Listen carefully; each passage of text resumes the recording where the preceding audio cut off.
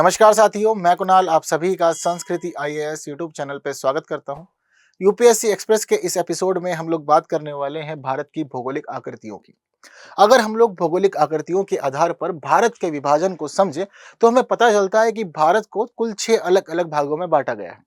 भारत को सबसे उत्तरी जो हिस्सा है वह हिस्सा है हिमालय पर्वत श्रृंखला। इसके बाद दूसरा हिस्सा है उत्तरी मैदान, तीसरा हिस्सा है प्रायद्वीपीय पठार, चौथा हिस्सा है भारतीय मरुस्थल। दो अलग-अलग मरुस्थल हैं हमारे पास में, एक गर्म मरुस्थल है, एक ठंडा मरुस्थल है। इसके अलावा तटीय मैदान, ये भी हमारे पास दो अलग-अलग क्षेत्रों में है, दोनों ही तटों पर है, पूर्वी और पश्चिमी। इसके बाद है हमारे द्वीपीय समूह। तो इस प्रकार 6 अलग-अलग भागों में हम लोग भारत को बाँट देते हैं और मानचित्र के आधार पर भी इसको समझा जा सकता है। जैसे कि यह जो पूरा हिस्सा है, यह पूरा हिस्सा है हमारा हिमालय का। तो यह हिमालय पर्वत श्रृंखला है। हिमालय पर्वत श्रृंखला का यहाँ देख रहे हैं हम लोग नॉर्दर्न प्लेन्स। यहाँ पर थार डेजर्ट दिखाया गया है, यह हमारा गर्म मरुस्थल है, बल्कि यहाँ पर इसके अलावा यहाँ देखेंगे तो लद्दाख है, लद्दाख हमारा शीत मरुस्थल है। ठीक, तो दो अलग-अलग मरुस्थल की स्थिति इस प्रकार है।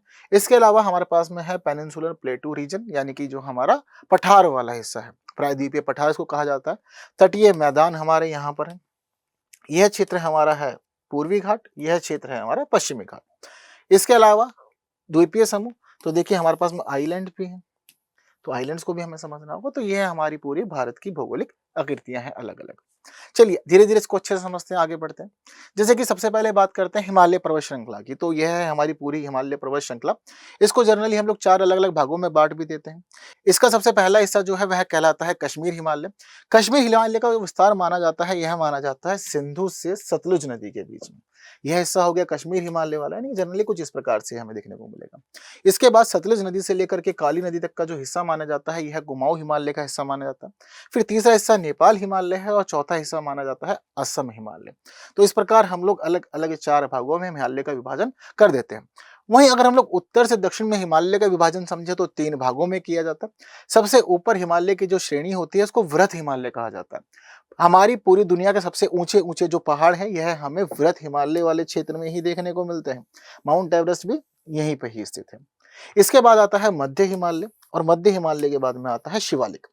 ठीक है, शिवालिक जो श्रेणी है हिमालय की है, सबसे नवीन श्रेणी इसको माना जाता है। एक खास चीज ये भी मानी जाती है कि जो शिवालिक है, शिवालिक का विस्तार हमें अच्छा खासा देखने को मिल जाता है भारत के पश्चिमी क्षेत्र में, लेकिन पूर्वी क्षेत्र तक धीरे-धीरे आते-आते शिवालिक की स्थिति बहुत ही कम हो जाती है। मतलब ऊंचाई जो है बहुत ही ज्यादा हमें लो देखने को मिलती है हमारे पूर्वी क्षेत्र में। चीजें क्लियर है। बाकी हिमालय के जुड़ी हुई जितनी भी प्रमुख बातें हम लोग अगली वीडियो में विस्तार से करेंगे। आगे बढ़ते हैं, थोड़ी बात समझते हैं उत्तरी मैदान की। तो जो हमारा उत्तरी मैदान है, इसको जर्नली गंगा ब्रह्मपुत्र के मैदान के रूप में भी जाना जाता है। गंगा ब्रह्मपुत्र का मैदान इसको कहते तो हैं, लेकिन इसका जो विस्तार है वह विस्तार इसका सिंधु नदी से ब्रह्मपुत्र नदी तक है। यह पूरा का पूरा अच्छे जितना आप ग्रीन देख रहे हैं, यह हमारा उत्तरी मैदान का हिस्सा बन जाता है। इसके अलावा जो भारत का तीसरी भौगोलिक स्थिति है प्रायद्वीपीय पठार, हमारे पूरे भारत में अलग-अलग जगह हमें अलग-अलग पठार देखने को मिलते हैं। जैसे कि मारवाड़ पठार, मालवा पठार, बुंदेलखंड पठार, बघेलखंड पठार, शिलांग पठार, छोटा नागपुर पठार, दंडकारण्य पठार, दक्कन पठार, तेलंगाना पठार और कर्नाटक पठार। यह हमारे भारत के प्रमुख पठार है जो हमें सामान्य रूप से पढ़ने जानने समझने होते हैं। ठीक है, हर एक पे विस्तार से चर्चा करेंगे, हर एक पे सेपरेट वीडियो बनाई जाएगी और चीजें आपको विस्तार से समझाई भी जाएगी। अभी आप लोग बेसिक समझिए। इसके साथ ही भारतीय मरुस्थल, जैसा कि आपको मैंने बताया कि हमारे पास में 2 अलग-अलग मरुस्थल हैं। एक मरुस्थल है हमारा थार मरुस्थल, जो राजस्थान और गुजरात वाले क्षेत्र में देखने को मिलता है। मुख्य रूप से राजस्थान में ही इसका विस्तार है। क्षेत्र भी काफी ज्यादा बड़ा है और काफी ज्यादा गर्मी इस वाले क्षेत्र में रहती है। पर भारत, जैसे कि कहा जाता है भाई हम प्राकृतिक विविधता वाले देश में रहते हैं, तो हर एक चीज हमें जनरली यहाँ देखने को मिल जाती है। एक तरफ जहां हमारे पास में गर्म मरुस्थल है, वहीं दूसरी तरफ हमारे उत्तरी क्षेत्र में लद्दाख जो है, यह हमारा शीत मरुस्थल वाला क्षेत्र है। दोनों ही अपने आप में अलग-अलग विशेषताओं को समाये हुए हैं। हमारे मरुस्थलों के बाद में एक थोड़ी सी बात तटीय मैदान की भी हमें करनी होगी, क्योंकि हमारे दोनों ही तरफ दक्षिणी भारत में एक तरफ है हमारे पास में पूर्वी घाट, दूसरी तरफ है पश्चिमी घाट। पूर्वी घाट की स्थिति इस प्रकार है कि एक तरफ हमें देखने को मिलता है यूटिकल प्लेन्स, फिर उसके बाद में आंध्र प्लेन्स, इसको हम लोग उत्तरी सरकार के रूप में भी जानते हैं। वहीं हमारा कोरोमंडल कोस्ट, तमिलनाडु प्लेन्स के रूप में इसको जानते हैं। वहीं अगर हम पश्चिमी घाट को समझे तो गुजरात प्लेन्स, इसके बाद में कोंकण प्लेन्स, इसके बाद में कर्नाटक कोस्टल प्लेन्स और फिर मालाबार प्लेन्स। तो यह जो हमारे मैदान है, अलग अलग मैदानों की स्थिति पूर्वी घाट के मामले में हम लोग अलग आधार पर चीजों को समझते हैं, वहीं पश्चिमी घाट के आधार पर राज्यों को जोड़ते हुए हम लोग उसको अलग अलग रूप में समझते हैं। अच्छे समझेंगे विस्तार से इसको भी हम लोग, और इसकी विशेषताओं पर चर्चा करेंगे। ठीक है, इसके बाद हमारा छठा भौगोलिक स्वरूप जो कि है हमारा द्वीप समूह यानी कि हमारे आइलैंड्स। तो मुख्य रूप से भारत के पास में दो खास आइलैंड ग्रुप्स हैं। एक तरफ हम लोग देखते हैं लक्षद्वीप है हमारे पास में जो अरब सागर का हिस्सा है, वहीं दूसरी तरफ अंडमान और निकोबार द्वीप समूह है जो बे ऑफ बंगाल का हिस्सा है।